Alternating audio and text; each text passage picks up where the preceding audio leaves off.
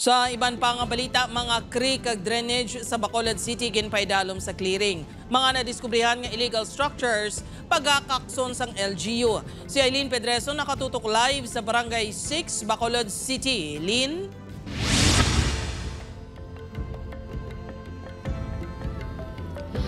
Jert, nag-iisa karon ang LGU kag private sector sa Bacolod City agud tigayon na nga masolusyonan ang madugay na nga problema sa baha sang syudad. Napuno ang ini nga mga dump truck sa mga basura, debris, sangasang kahoy kag lutaka. Ini ang nakuha sa mga creek, drainages kag iban pa nga dalanon sa Bacolod City sa nagapadayon nga clearing operation matapos ang bagyo Verbena. Pila lang sa mga ginatutukan ang creek sa Barangay Bata kag Halandoni kung sa diin pinakamadamong nga mga basura ang nagbara nga gintunaan sang baha.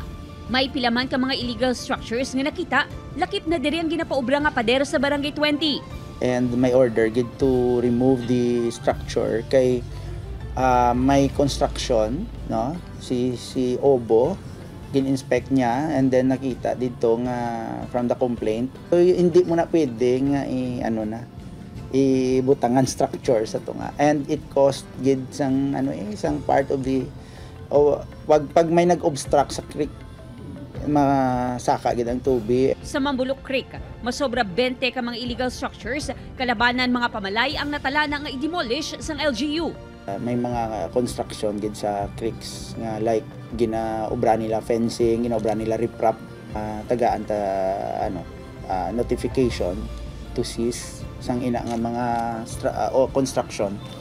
Ang mga houses naman nga gina-construct in the waterways, ginapa-remove gid kay nakita actually nga it's one of the major causes ang obstruction. Nabisuhan na mga residente angot sa demolisyon nga patigayunon. Ang pila sa ila handa man kuno nga maghalin kung may relocation. Kung na-relocate nila o demolition na wala man tada mahimo. Kay ilan na diretso, kay siyempre hindi man aton di duta. Bisan din ka sa laye, basta hindi mo duta kung nilocate demolition ka, ato bate kina may relocation nga nang yatag ang gobyerno sa imong punuan sa syudad ya eh.